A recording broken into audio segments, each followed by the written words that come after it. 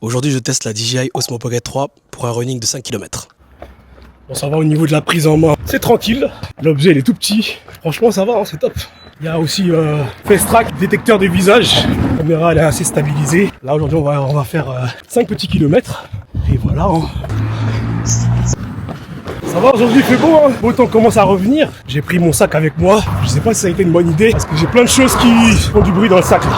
Donc voilà, le premier kilomètre est passé les frérots. Bon, la caméra dans les mains, elle tient bien, hein, franchement. Elle est pas gênante. En running, je pense que ça peut le faire. Après, concernant les intempéries et tout, je sais pas si elle est une caméra qu'on peut mettre sous la pluie. En tout cas, pas gênante. Pas gênante du tout. C'est vraiment beau aujourd'hui. L'été de retour, les mecs. J'ai l'habitude de courir en hiver. Mais là, le fait que le soleil soit revenu, là, c'est top. On arrive au deuxième kilomètre. Toujours vers le deuxième kilomètre que tu commences à savoir si tes jambes vont tenir jusqu'au bout ou bien si tu vas être un peu fatigué. En tout cas, la qualité d'image de la caméra, elle est incroyable. Il y a un petit truc que j'ai remarqué sur la caméra. Quand tu l'allumes, ça enregistre pas directement, même si tu appuies sur le bouton enregistrer. Il y a un petit temps de 5 secondes avant que ça enregistre. Ça veut dire que si vous avez quelque chose que vous voulez enregistrer directement, il faudra prévoir de l'allumer un peu avant. On est arrivé au 3e kilomètre, les frérots. Ça va, les sensations sont mieux. J'ai un peu ralenti le rythme pour pouvoir filmer aussi en même temps. Franchement, non, ça va. Si vous souhaitez acheter cette caméra pour le running, vous pouvez facilement courir avec. Elle est légère, elle est pas gênante. Face Track, il fonctionne bien. Elle est stabilisée. Vous pouvez filmer le décor. Et en plus, ça filme en 4K. Et vous avez la possibilité aussi de pouvoir filmer en horizontal pour YouTube. Donc franchement, c'est top. On est au 4e kilomètre, les frérots. Les soleils, ils tapent.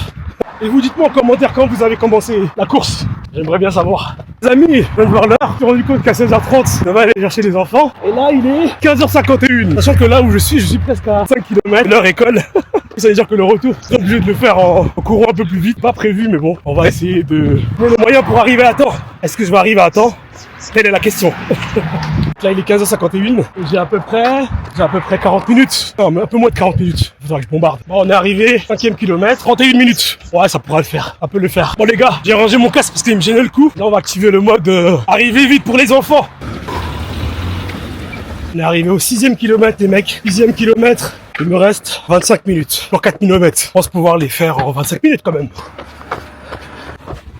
Il y a un petit m'a vu avec un Osmo. Il a dit monsieur, vous êtes youtubeur? Je dis non, pas encore.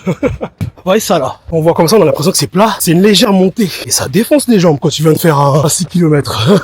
C'est une toute petite montée légère, mais on la sent. Bon les frérots, on arrive au 8e kilomètre. Je suis quasiment arrivé à destination. On va faire les derniers mètres tranquilles.